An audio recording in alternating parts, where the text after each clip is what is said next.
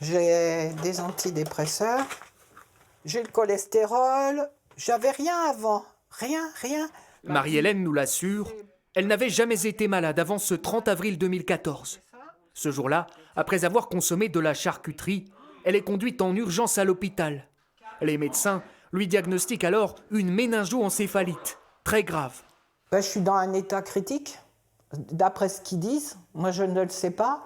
Vous êtes passé proche De la mort. Je suis passé proche de la mort. On va préparer 2 cafés. D'accord. Tu peux me sortir les tasses, s'il te plaît? Depuis, Marie-Hélène garde d'importantes séquelles. Elle doit tout réapprendre aux côtés de son mari, Roland, y compris les simples gestes du quotidien. Il faut qu'il me supporte. Moi, je ne suis pas toujours facile.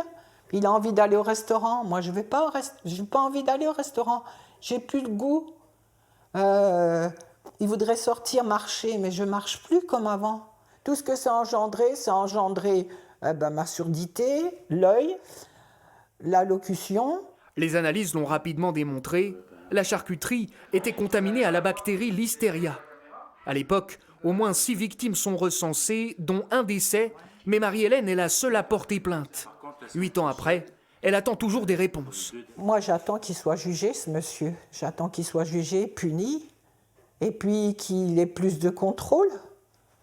Je veux que la justice fasse un exemple. Sur le banc des accusés, l'enseigne Thuillier, basée à Mézandans. L'entreprise, vieille de 32 ans, possède 7 charcuteries dans la région et revendique aujourd'hui une hygiène exemplaire.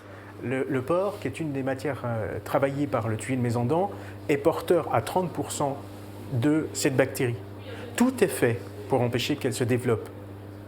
Tout au Thuillier de Mézandans. Malheureusement, pendant cette période-là, pendant quelques jours de production, il y a eu cela.